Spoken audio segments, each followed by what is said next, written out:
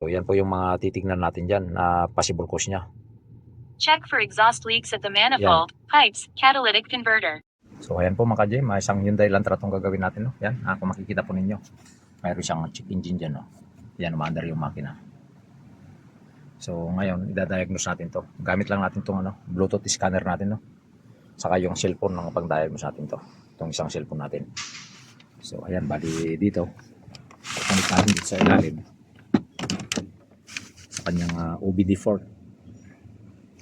Dito. Yan.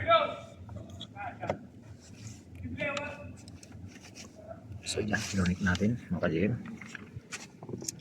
Tapos to, shut off natin.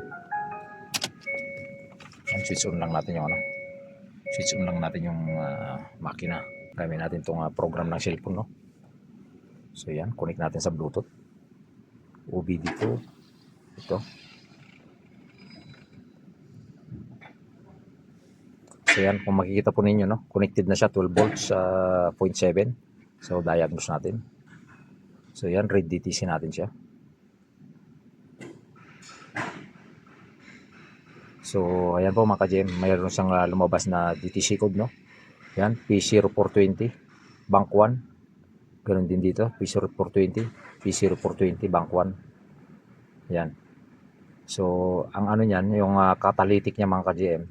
Pero unang gagawin natin dyan, check natin yung kanyang oxygen sensor, no? Lilinisan muna natin siya, tapos saka natin iti-testing ulit. Ganun po yung gagawin nating pagdadiagnose dito sa sa check engine ng Hyundai Elantra. Yan. So i-search natin dito sa ating fault code program.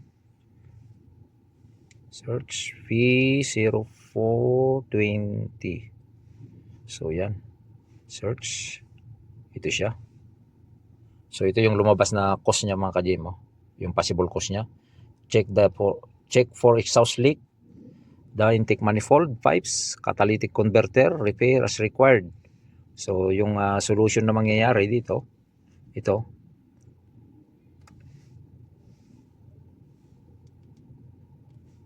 So tingnan natin yung niya, yung solution, some suggested step for troubleshooting and fixing the P0420.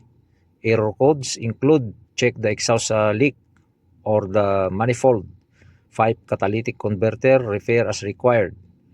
Yan po yung ating gagawin dyan. So i-check muna natin yung kanyang intake manifold, baka may leaking, yung kanyang mga exhaust pipe, o kaya yung kanyang catalytic converter, no? Saka yung kanyang oxygen sensor mga ka-GM.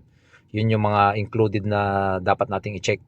Lilinisan muna natin yung kanyang oxygen sensor, tapos titesting natin kung makukuha siya sa linis. Kasi ang kilometer nito, yan bali 72,000 kilometer na siya.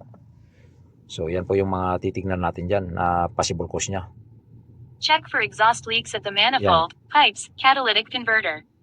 Repair is required. Use a scope to diagnose the oxygen sensor operation. Tip: the oxygen sensor in front of the catalytic converter normally has a fluctuating waveform. The waveform of the sensor behind the converter should be more steady.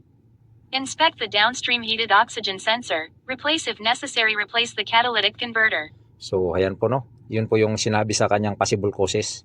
So dito naman sa kanyang solution, bali mahaba-haba ito. So yun po yung mga titignan natin dyan. So ayan po, like and share po yung ating mga videos, no, para magkaroon ng idea yung iba. So gamit lang natin ito ang ating cellphone, ginamit natin yung sa OBD2 natin, sa Bluetooth. So ayan, ganun po yung gagawin muna natin dito. Yan, maraming salamat po, para magkaroon din ng idea yung iba, like and share po.